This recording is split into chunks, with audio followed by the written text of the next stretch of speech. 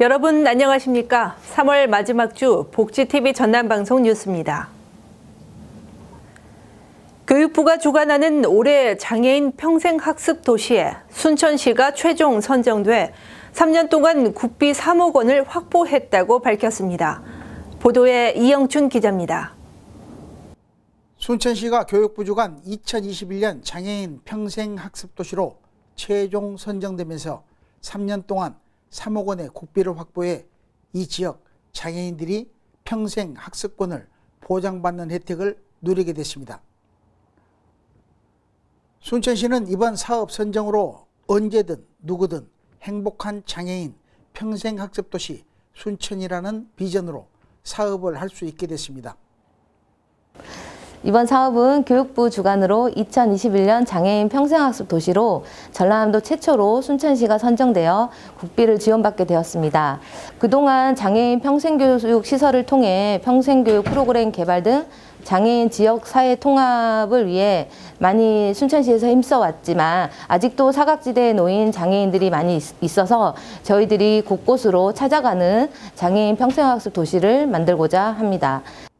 순천시는 이를 위해 장애인과 비장애인이 함께하는 평생학습 공동체 환경조성과 평생학습 주체로 성장할 수 있는 맞춤형 순천 특화 프로그램을 운영해 제7회 대한민국 평생학습 박람회 참여와 장애인 평생학습 문화를 확산시키기로 했습니다. 순천시는 평생학습 사각지대에 놓인 장애인들이 평생학습권을 보장받고 순천 시민 모두가 함께 성장할 수 있는 든든한 평생학습 도시 순천을 만들 계획입니다. 복지TV 뉴스 이영춘입니다. GS칼텍스가 코로나19로 어려움을 겪고 있는 여수 지역 장애인 단체에 4천만 원을 기탁했습니다. GS칼텍스는 지난 23일 여수시청에서 권오봉 여수시장, 전남농아인협회 김호준 여수시 지회장, GS칼텍스 이두희 생산본부장 등이 참석한 가운데 지역 내 청각 언어 장애인들을 위한 성금 전달식을 가졌습니다. 성금 4천만 원은 GS칼텍스 여수공장 임직원들이 십시일반 모금했으며 GS칼텍스는 청각 언어 장애 특성상 의사소통이 어려워 다른 사회복지 단체보다 외부 후원 사례가 거의 없다는 소식을 접하고 성금을 전달했습니다.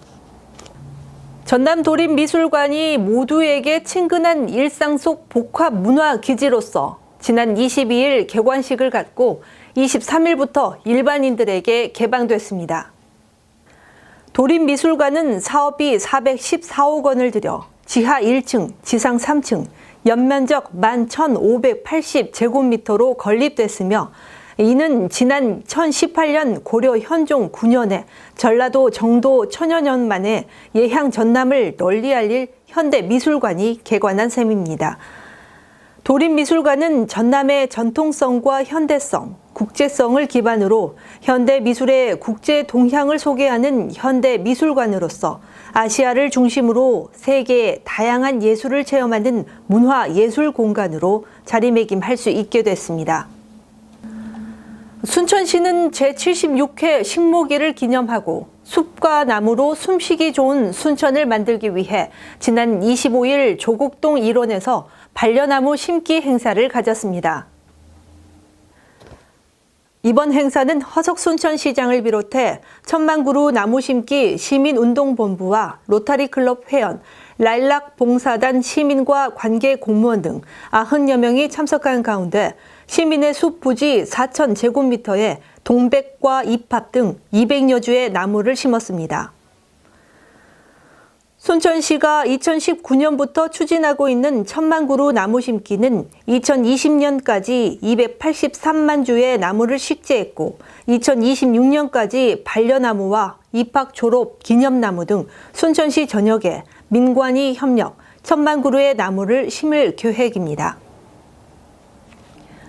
김영록 전라남도지사는 지난 22일 광양의 한 호텔에서 필립 르포르 주한 프랑스 대사와 면담하고 문화예술 등 다양한 분야 교류 협력 방안을 논의했습니다.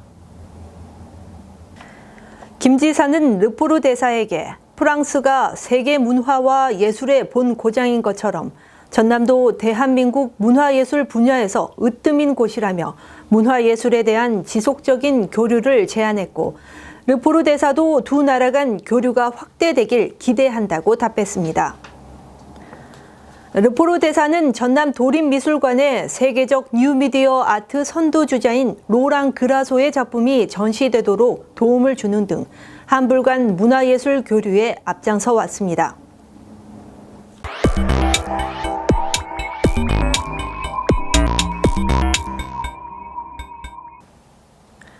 우리 지역의 핫 이슈를 전해드리는 토크인 전남입니다. 복지TV 전남방송 이영춘 본부장과 함께합니다. 안녕하십니까? 안녕하십니까.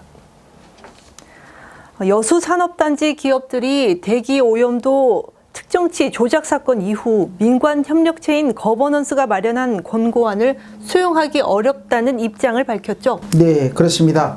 여수 국가산단 내에 기업들이 참여하는 여수산단 환경협의회는 최근 공동 입장문을 내고 일부 단체가 주도하고 전문가 입장이 결여된 연구 과제 용역을 수용하기 어렵다는 입장을 밝혔습니다.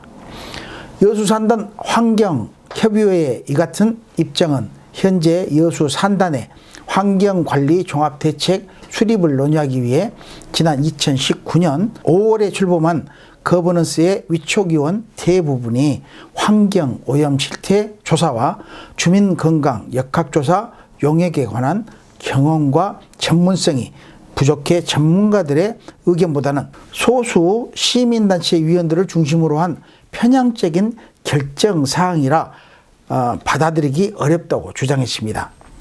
더욱이 또 산단 회원사들은 의견을 제시할 기회조차 얻지 못했다고 주장하고 나섰습니다. 네. 그렇다면 민간 거버넌스 위원회가 마련한 산단 환경관리 종합대책 권고안은 어떤 내용인가요?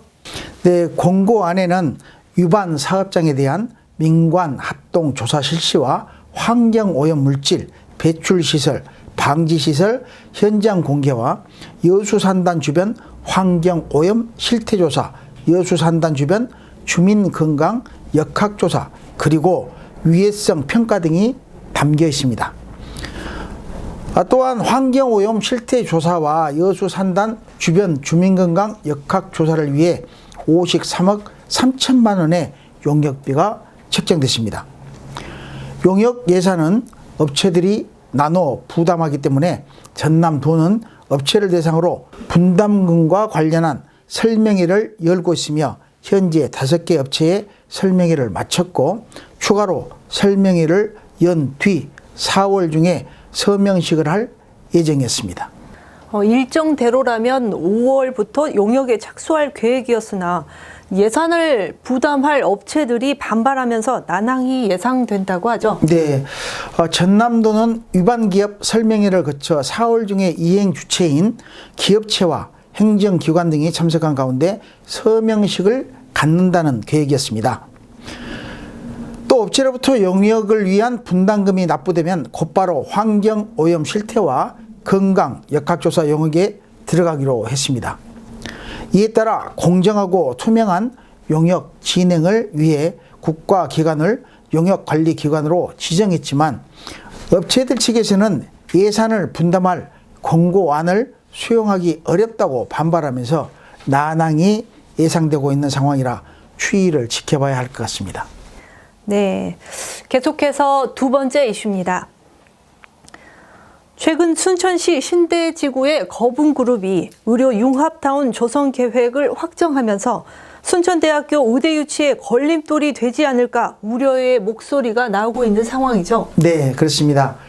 중소도시인 순천에 대형 병원 2개를 설립하는 일은 현실성이 부족해 의료 융합타운 발표만으로도 의대 유치에 걸림돌이 될 수 있다는 목소리입니다.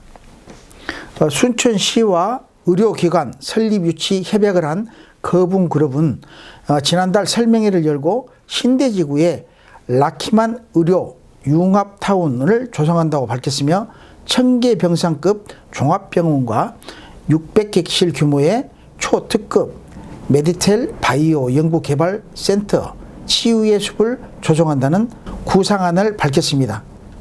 목포시와 의대 유치를 놓고 경쟁을 벌이고 있는 가운데 1000개의 병상은 대학병원 수준이어서 의료 융합타운 조성 발표만으로도 목포의 의대 유치 명분을 줄 수 있다는 지적입니다.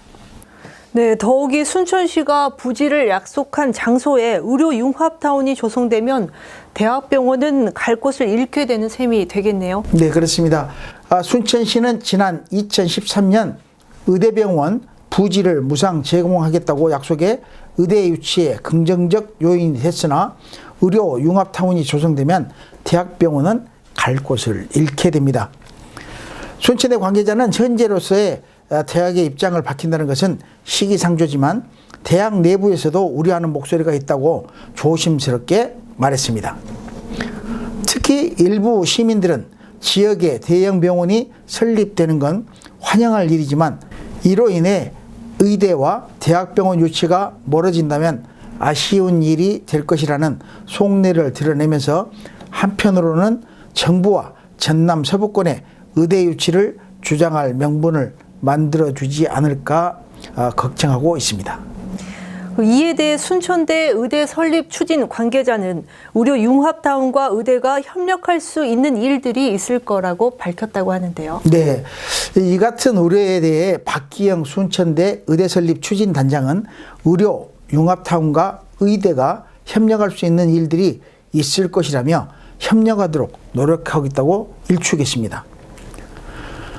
또 허유인 순천시 의회 의장은 의대만 유치하고 대학병원을 의료 융합타운과 연계할 수 있다면 오히려 비용을 절감하는 장점이 될 수 있다며 이 부분도 가능한지 검토를 해야 한다고 강조했습니다.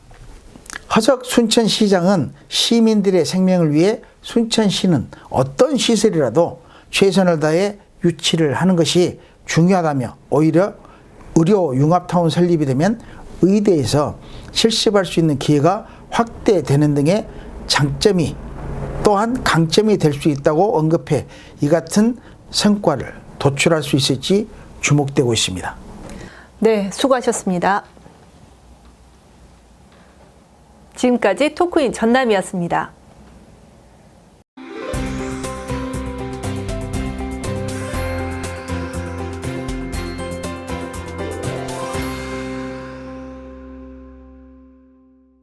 전라남도는 지난 24일 도청에서 사단법인 희망을 나누는 사람들로부터 희망 나눔 디딤 씨앗 장학금 3억 원을 전달받았습니다.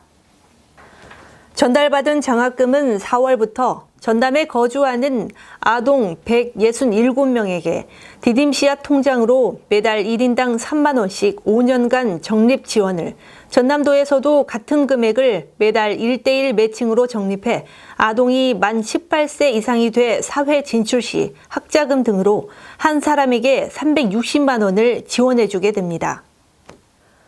순천시는 지난 24일 안전사고를 사전에 예방하기 위해 토목, 건축, 전기, 가스, 소방 등 5개 분야 민간 전문가 18명을 안전관리 자문단으로 위촉했습니다. 이날 위촉된 안전관리 자문단은 기술사, 건축사, 전기가스 기능장, 소방시설 관리사 등 각 분야의 경험이 많은 현장 전문가로 앞으로 2년간 안전관리 계획과 분야별 안전대책 수립에 대한 자문 활동과 시설물 안전점검 등의 자문 역할을 하게 됩니다. 광양시가 전라남도 2020년 다산 안전대상 평가에서 최우수 기관으로 선정돼 2년 연속 다산 안전대상을 수상했습니다. 다산 안전대상은 전라남도가 도민들에게 안전 중시 문화를 확산시키기 위해 개인과 단체, 시군 등 부문별 대상으로 도입한 상으로 광양시는 평가 대상 4개 재난 분야에서 모두 1위로 평가받아 안전문화대상 수상기관에 선정돼 우수기관 표창과 상사업비 1억 원을 받았습니다.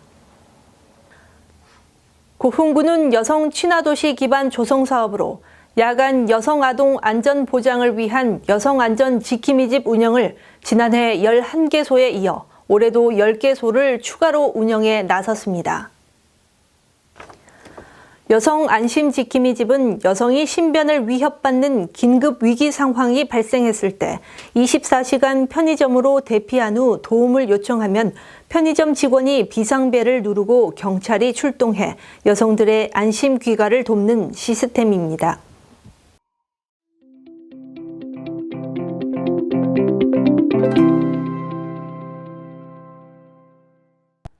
여수 엑스포 아트 갤러리에서는 지난 3월 12일부터 서양화 장르전이 열리고 있습니다.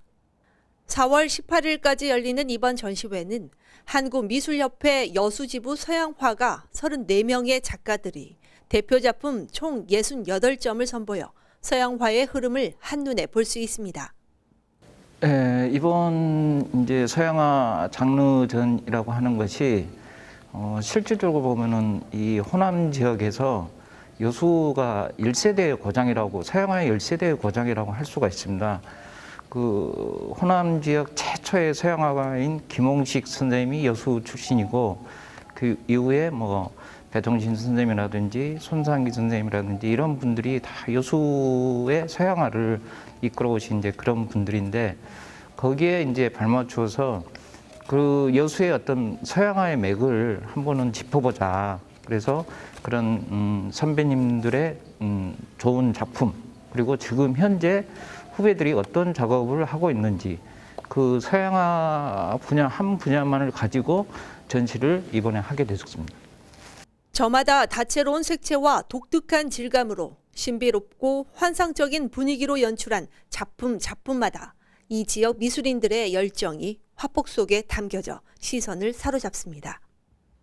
저희 작가 한 사람이 작품 한 점을 만들기 위해서는 수없이 많은 시간과 또 어떤 생각들을 가지고 작업에 임하기 때문에요.